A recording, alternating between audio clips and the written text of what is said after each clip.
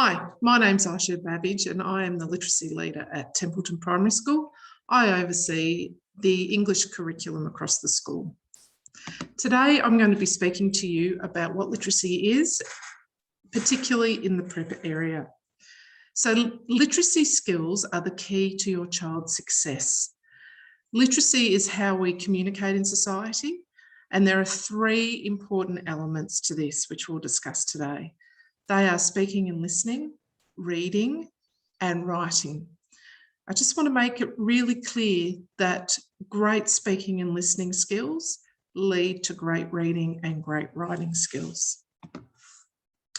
So speaking and listening, the skills the children need, particularly when they come to school, are things like, can they say their own name? Can they respond to their own name? Can they communicate their needs? So can they ask to go to the toilet? Can they let us know that they're thirsty? Can they let us know that they're hungry? Can they sit still and listen? Do they have the skills not to interrupt when somebody else is speaking? Do they know how to maintain eye contact, particularly with the person they're speaking to, including their teacher?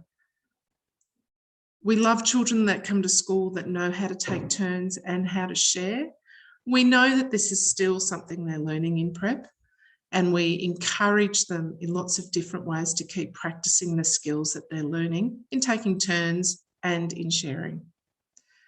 We encourage them to greet others, particularly in the school area.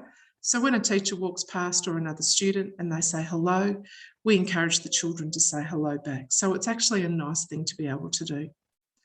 And of course, manners get everybody a long way. So we encourage please and thank you as important elements of the speaking and listening curriculum. For reading and writing, we have what we call our little building blocks. And these are as follows. Firstly, we have the 26 letters of the alphabet. We teach the children these. They don't need to come to school knowing them. This is part of our role as teachers at school. We also teach them the phonemes, which are the sounds the letters makes, or the sounds that groups of letters make. We then teach them to put these phonemes together to create words. We take these words and we put them into sentences. We start with simple sentences and we move into compound and complex sentences as they move up the school. Using these sentences, we make paragraphs and we build these paragraphs into different genres. So for example, narratives, information reports, procedurals, expositions, and a variety of others. In the early years, we tend to focus on recounts and move on from there. But in reading, they're exposed to a variety of different text types. In reading, it's nice if they come to school recognising their own name, but if they don't, that's fine. We will teach them how to do that. There is no expectation that they can read when they come to school, although some may have started.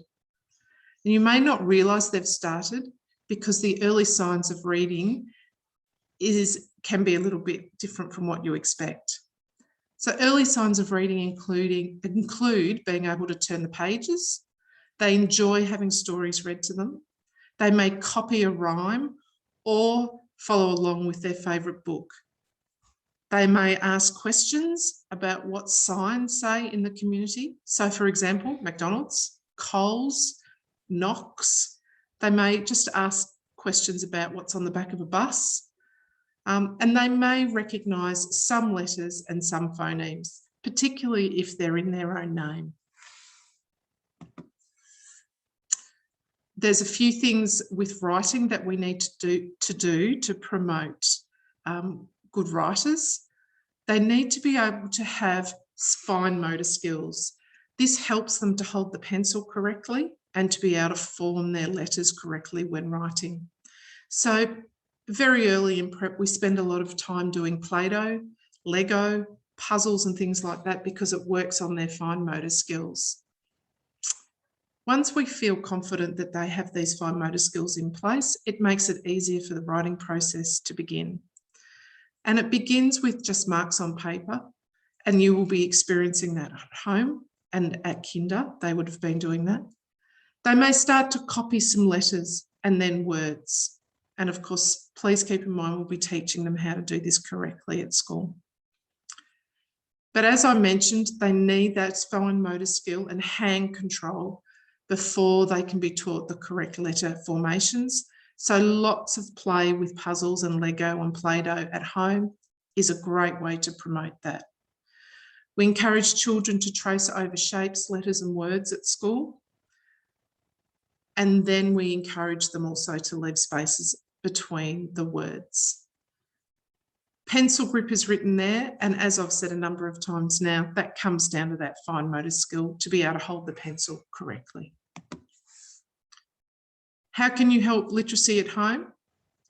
Make sure your child sees you reading and writing as much as possible. Because they want to be like you, they'll copy you. Read to your child every day and create routines where this is the norm. This will be a great avenue at school to go get library books and read with them every day. Use your child's experiences to create links when talking, reading and writing. Write lists and cards together. Christmas cards are a great way of promoting writing. They can copy yours, they can just draw a picture in the card, just so that they realise that people do write cards. They can help you write shopping lists. Sometimes it'll be very hard to understand what they've written, but they might want to write their own shopping list when you go to the store. You can prepare your child for weekly morning news, which they do in the prep classroom, and the prep newsletter will give you more information on this. But that encourages your child to speak in full sentences in front of a small group of other students. And of course, if you practice this at home with them, it gives them a little bit more confidence. And again, I've said reading with your child. I really encourage you to read as much as possible with your children. You cannot believe how much it helps to teach them how to read. And most importantly, children learn best when they've had lots of sleep. So please make sure that your child gets lots of sleep. If you have any questions about literacy and how it works, please feel free to get in contact with me at the school, and we look forward to seeing you and your children here at Templeton next year. Thank you.